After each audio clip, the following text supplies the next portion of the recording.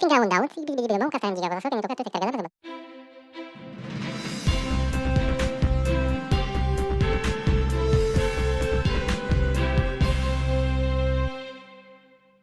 Hello, this is Barry Simpson, Inyo County Superintendent of Schools, and this is Eye on Inyo Education. And joining me today is our Special Ed Director at the Inyo County Office of Education, Heather Carr. Heather, thanks for Hello. being here this morning. Thank you. And so we could talk, I'm sure, for a long time about special ed issues, Mhm. but we're not going to talk about special ed. We're going to talk about your other job that you have with the Inyo County Office of Education, and that's you're the director of the North Star Counseling Center. And some exciting things have recently happened. So why don't you tell us Yeah, about North yeah. Star Counseling? Okay. So North Star Counseling is a school-based counseling center, and we do serve all districts in Inyo County. Our therapists do travel up and down the county, making sure that we kind of provide adequate services to all students in Inyo County. Our most exciting news is we just completed renovations on a building in town on Edward Street, down by Dwayne's Friendly Pharmacy. And our therapists are kind of stationed there or housed there when they're not in like the South County or up in Round Valley or something like that. We hosted a grand opening or open house event last night, and it was well attended. And we were able to showcase our renovations and our counseling center and introduce our therapists to those that don't know them and those that do work closely with them to our community. Yeah, so how I Mhm. know that we deliver services, sometimes in group sessions, and maybe talk a little bit about how, Sure. how they work with the students. Sure. Uh, so it really is dependent on the student's comfort level and their need.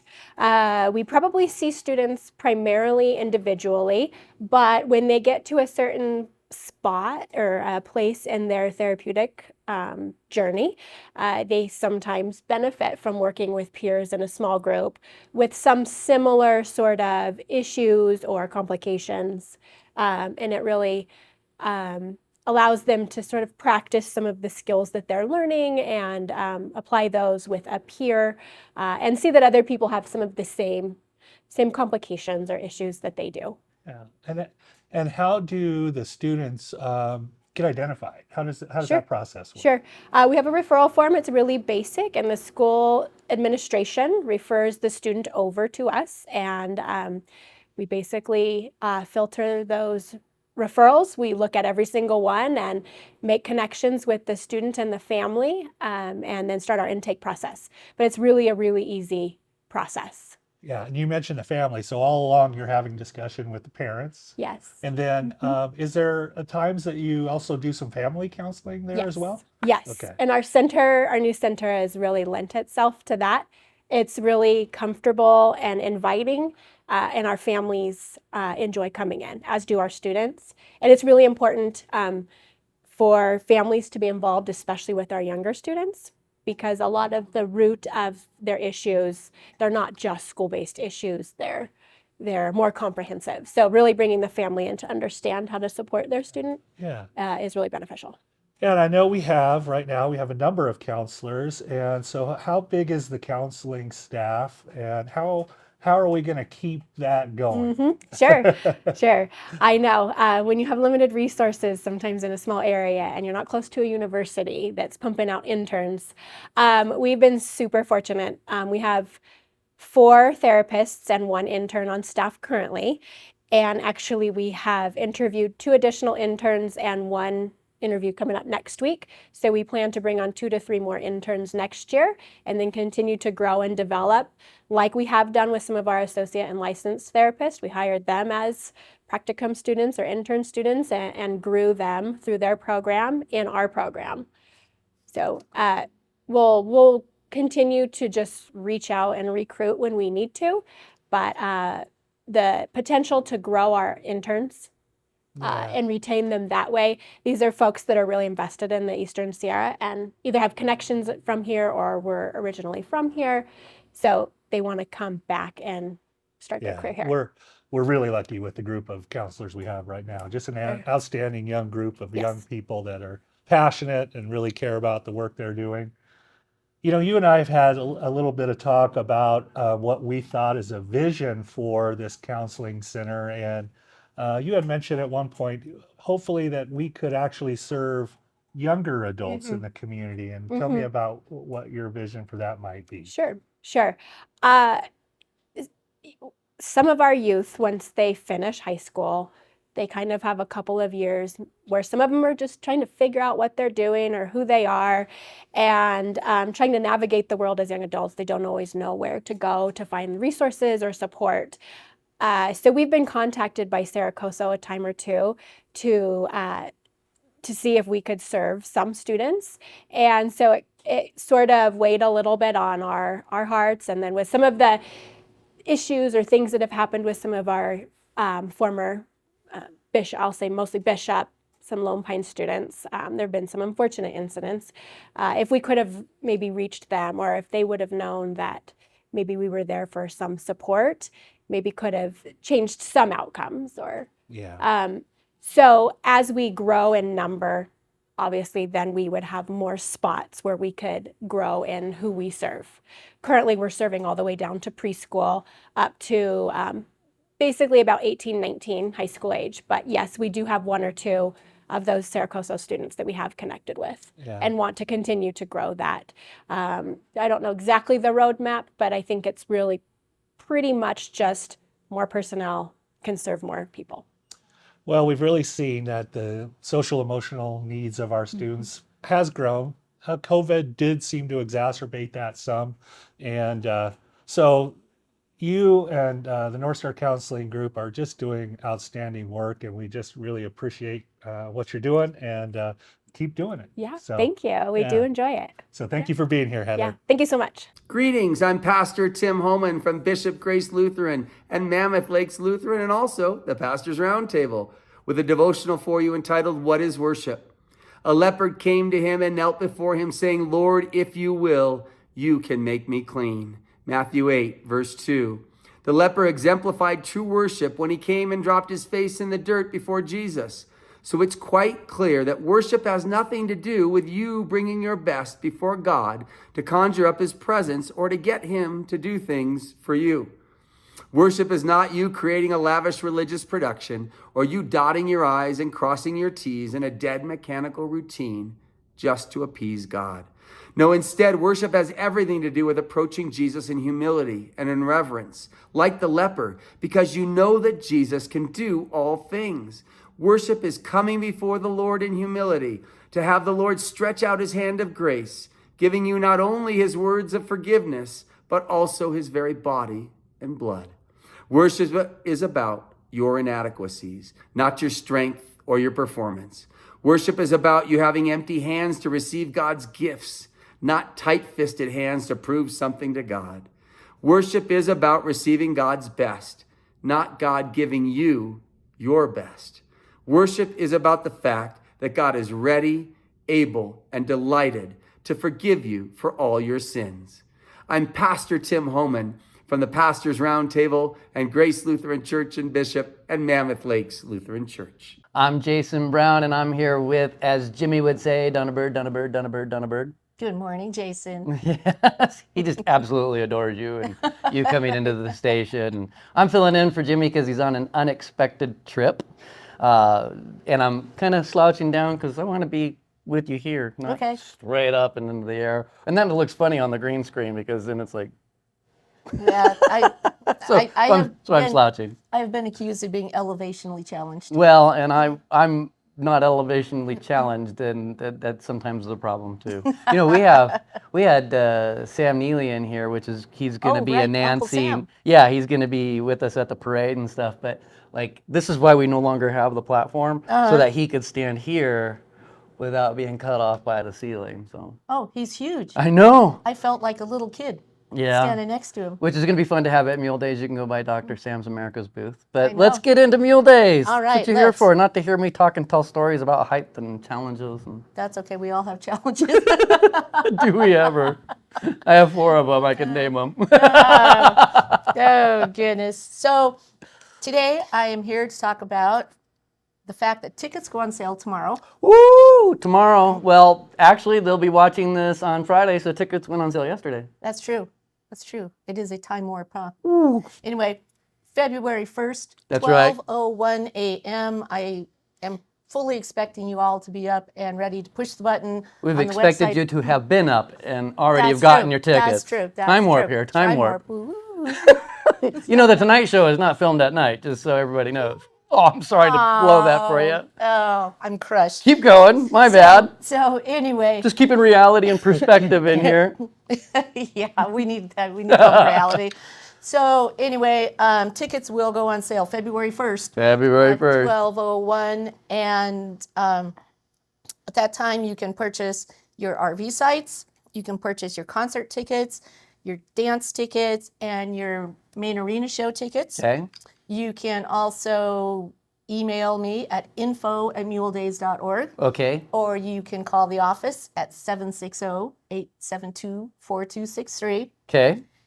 You can start doing that at 12:01. We will not be there at 12:01. But you'll answer the message, I'm assuming, in the order they were received. Exactly. We will do everything in the order of timestamp. And so rest assured, if you stayed up at 12:01, your order will be processed first. Ah, awesome. I promise that. So as far as the entertainment that you would be purchasing tickets for, All right. Drum roll, entertainment. drum roll, suspense, the ink Mule is- hooves. There you go. They're more like, ah. Okay, there we go. So the ink is drying on the concert contract as we speak. Ah, she didn't tell me anything. So anyway, I'm going to bust in on the radio station, hopefully later today, to make the announcement who our featured performer is. But sometimes the gears of the entertainment So if that happened, I will world- put it right here. Yep. Sometimes the gears of the entertainment world move a little slower than we want, Yeah. and all press releases have to be approved by this artist. Okay. But I'll tell you what, it'll be worth the wait. You'd think the entertainment industry would be government.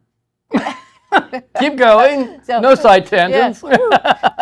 So anyway, but it will be worth the wait, and Okay. I promise I will bust in on the radio station and have Jason make the announcement as soon as we have it. But I can say, back by popular demand, And you're going to like this. because he was incredibly popular and put on such an amazing performance. Yep. For our Saturday night dance, Justin Lawrence is returning Woo! to the Bishop Mule Day stage. And everybody loved that and enjoyed it and stayed Oh, around. I still have that song I mean, in my head all the time. I couldn't stay up that late. I had to get, never mind. Anyway, but I loved his concert. I thought he did an amazing job. I mean, he's a very nice guy. He is. Down to earth, very personable. And we're hoping that, as he gets more and more famous, that he remembers the Bishop Mule Days was his first big musical performance. There you go. And so when he's world famous on the Grand Ole Opry stage, that he comes back and he remembers his Mule Days roots. That would be great. It would be Maybe great. way down into that time, maybe he can be the marshal of the parade, Maybe. the grand marshal. Maybe. So I got a funny story about how we were able to book the main arena That- entertainment. Oh, that you can't tell us about? No, Oh, I no, can- the rain dog. Oh, that was I the can, concert. I That's can right. tell you about this. Okay. So I was in my office the other day and I was struggling to find a main arena act because Okay. everybody's booked. A lot of people are booked already for the entire year. The phone rings and it's our friend, Ryder Keisner. No way. Yeah. And he's just driving across South Dakota and just wanted to chat. Hey, hey, Howard, You're not getting my hopes up, are you? they'll be back next year. Okay. So, yes, you were getting my hopes So up. no, dashed your hopes. So, but anyway, so our good friend Ryder, who's just like one of the nicest people on earth, Oh, my goodness, is he ever? he's just chatting away as he's driving across South Dakota, and I'm like, I'm having a hard time finding an act that's Okay. available. Do you have any ideas? So he sends me the personal phone numbers of one of his favorite acts. Okay. And he goes, call the wife, because she always answers her phone. Okay. So I did. And within 2 hours, we had a contract with Tomas Garcilaso Wow. and his beautiful wife, Justine. Yes. and their 9-year-old son, Luis. And what do they do? They are a Charo family. Okay, and explain to the viewers, we talked about it offside, but Charo, what is a Charo? A Charo, from what I have come to learn, is like a Mexican cowboy, but it's not just, bucking horses and things like that. They take great pride in their incredible horsemanship skills. All right. And they're a beautiful team with their animals. And I've seen Tomas's animals, and they are amazingly beautiful. Cool. And so Tomas and his son Luis do amazing rope tricks. Okay. It's going to be so fun, and the culture and the heritage and the tradition behind La Charia, which I had to practice saying La many Charia. times last night. La Charia is the sport of the charro. It kind of makes sense there, Which right? is the unique cowboy of Mexico. Right, and it's like I said, it's such a sport rich in tradition and heritage. And so Tomas is a 3rd-generation charro. Okay. And so it's going to be very exciting to see him performing with his son Luis, who would be 4th generation. And did you say he was 9? Luis is 9. Wow. And his beautiful wife Justine is part of the act. And one of the things, it occurred to me last night, that is so cool about the tradition in La Charia. It parallels the tradition that we are promoting in Mule Days. Okay, that's cool. The continuing the heritage of a culture. And one of the things that we're pushing so hard this year is continuing on with the youth for the future of Mule Days. Right, exactly. And so here we have an example of Luis carrying on a tradition of La Charia. And that just struck me last night. Yeah, and that's awesome. I love the parallel. And Ryder he told me so much about working with them. I can't wait to meet them. Yeah, that's going to be awesome. Can't wait to have them in the studio. It will be very fun. And they did agree to do interviews and stuff. Oh, awesome. Let's see, who else can I announce? It's all full of surprises today. We have a Grand Marshal. We do? Yep. Congressman Kevin Kiley. Ooh, Congressman Kevin Kiley is a really nice, gentle person. Yes. He just got married. I know, that's what I heard. So yeah, we're honored to have him as our Grand Marshal. Oh, that is awesome. Thank you, Kevin. And he has... Mr. Kiley, Congressman. Congressman Kiley.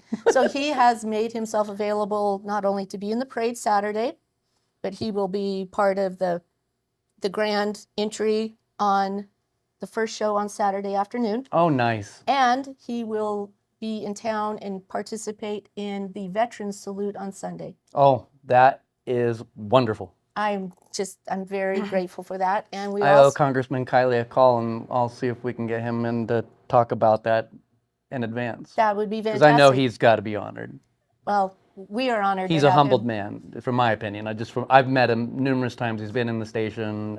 Just gentle spirit. Nice. I'm looking forward to meeting him. And I'm not trying to get political or anything peaceable. I'm talking about him as a person. Right. And we will also have Senator Maria Alvarado Gil. Okay. And she was here last year. Is she ninth? She's Senate, right? California State Senate, yes. 9th District. Yes. Yeah, we just did a post on her about Dave McCoy. Oh, very Yes. cool. To level 2, or chain requirement level 2. Chains or traction devices are going to be required to be put on all vehicles except for 4-wheel drive vehicles with mud and snow tires equipped. Now, with each one of these levels, chains are required to be carried in the vehicle at all times, even if we're not requiring they be installed. In case the event happens, road conditions worsen, you're going to be able to get yourself unstuck after you've entered the area. Chain requirement level 3, so R3 conditions. Go ahead and forget about it. In this area, when it hits R3, we shut the road down. That being said, for certain reasons, certain individuals are going to be allowed through.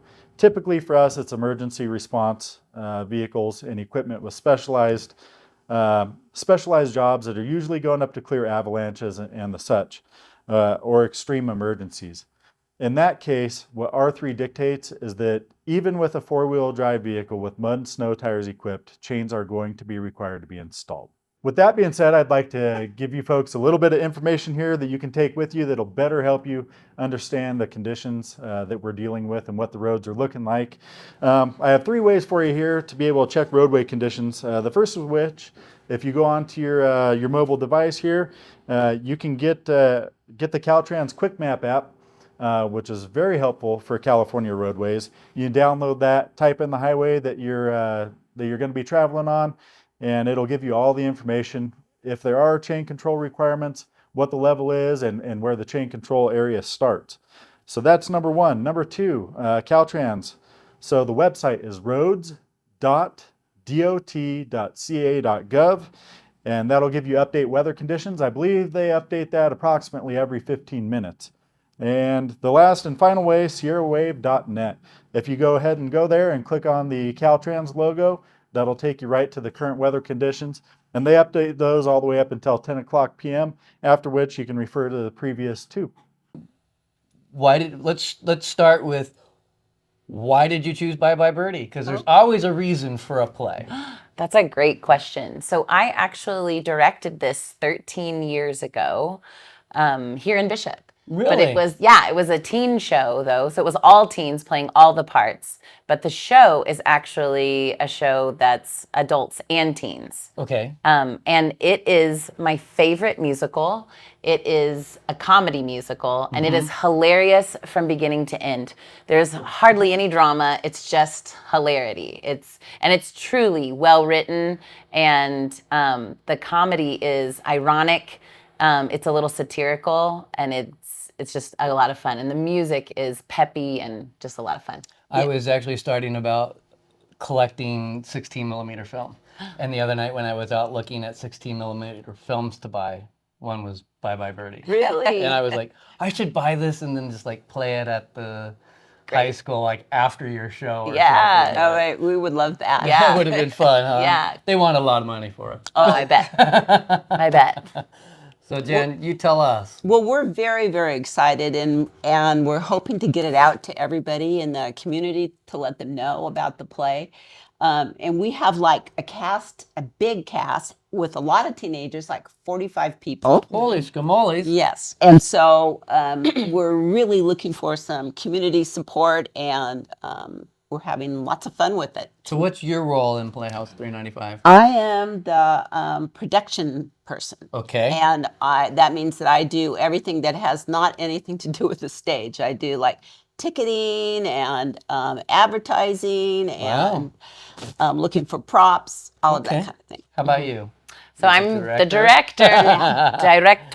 Yeah. And I get to be in charge of the vision of the musical from beginning to end, from the smallest details of we have some great people on board for scene and set design where they're procuring like actual vintage items from the 1950s to dress the sets with. We've got so from those little details all the way to the large scale of storyline and bringing the comedy to fruition. It's just so much fun. I posted last week the cast, so you guys have chosen the cast. What's the next step? So rehearse. And how many weeks do you do rehearsal for? Only 6. Okay, so then when do tickets go on sale? Well, that's a very good question. We don't quite have that set up. We haven't decided exactly what the price will be for the tickets, because we have to go before the board to get that. Okay. And that will happen next week. So we will have that, and then we will be putting that out. We're also changing websites of how we're selling our tickets. So as soon as that is done, then it will be set Selling and the people will be tickets. ready to go, yeah. I was a part of the re-founding board of Playhouse 395, 20-something years ago. Cool. And I wrote the first ticket program. Until you guys outgrew it, but you could actually choose each individual seat, and you had so long to check out. Look at you. It was a lot of fun back then, and That's super cool. Yeah, but that was a long time ago, and technology's changed since then. I so- know, but we still will talk to you about No, that. no. Yeah. You're falling on deaf ears here. When does Bye Bye Birdie, what's the first opening night? March 15th. Friday, Okay. March 15th. Okay, guys, so be looking for more details. We're going to have these ladies back to give us an update just before we go live with the Perfect. show, so that way you can tell us how it's coming along. That's a great idea. Keep I'd love the to bring excitement coming. some members of the cast too, Oh, let's and they do it. could Yeah. they could sing a little portion of a song. Oh, we might get in trouble with some legal things there, but we could try. Well, we'll look into that. And we only have 2 weekends, so we're not, usually Playhouse does 3 weekends, Right. and we're only going to do 2 this time. Okay, all right. Well, there you've heard it. I've got Jen and Jen, and they are with Playhouse 395, and we will check back with them probably March 1st. Sounds great. End First of week in March. February. Yep. Excellent. And see how things are going. But look for tickets and a new website and all that stuff starting to come in what, you said, like about a week? Yeah. All right. hope so. You heard it here. Thank you. Thank you for watching. Hi, I'm Jeff Gabriel with the Eastern Sierra Interpretive Association, and we have an exciting events planned for this winter season. Our first is our snowshoe hikes that we have planned. That's going to be every Thursday in the month of February from 11 a.m. to 12:30 p.m. Join ESIA's lead naturalist for these guided snowshoe walks. There is no experience needed, and snowshoes are provided. This free event takes about an hour or so and goes for about 1 mile. Meet at the Mammoth Lakes Visitor Center at 2510 Main Street in Mammoth Lakes. And if you need more information, you can go to sierraforever.org, click on events and event calendars. You can be able to sign up, or you can just show up 11 o'clock a.m. every Thursday in the month of February for the snowshoe hikes. Again, I'm Jeff Gabriel, Eastern Sierra Interpretive Association. Educate, inspire, explore. Hi, Chief Derr here with your monthly update from the Bishop Police Department. Today we're going to talk a little bit about pedestrian safety. I know there's been some unfortunate accidents along 395 and Line Street particularly. Just a little bit of key tips when you're crossing the road. Obviously pedestrians do have the right of way, however pedestrians still have the responsibility of protecting themselves. When you cross a highway, look both ways, whether you're on a bike or walking. I know bikes aren't considered pedestrians. However, in our community, trying to be a bike-friendly community, we do have bicyclists riding around. Technically, you are supposed to walk your bike across the crosswalk. However, no matter what, please look both ways. Put your cell phones away. You can't always trust that someone coming through town is going to obey the crosswalk, and if your inattention could cause catastrophe for yourself. So you got to be mindful and look out for yourselves, especially when we have a lot of people coming from out of the area that aren't used to small towns, are speeding, believe that this is the highway and not necessarily a small town. So be mindful when you're crossing the sidewalks, be vigilant. Also, drivers, be mindful, especially local drivers. You guys know where the crosswalks are. Don't be that guy or that girl that is going to be disrespectful to our pedestrians, both local and visitors. On a positive note of that, what we're working on for us, enforcement on crosswalk safety, and additionally, with the help of Caltrans, they have a huge project that's going to be coming up. You've probably heard about the Bishop Pavement Project.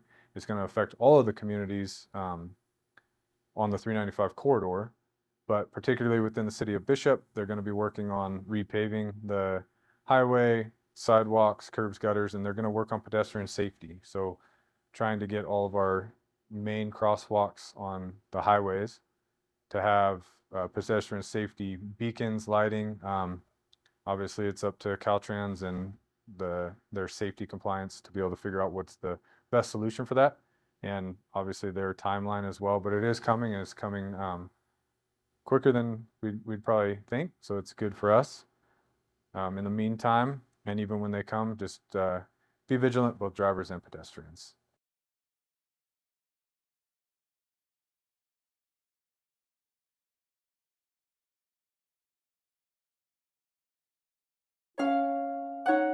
This is Mr. McCandles. Hello, Bella. Oh! She's stunning. I wish to marry you.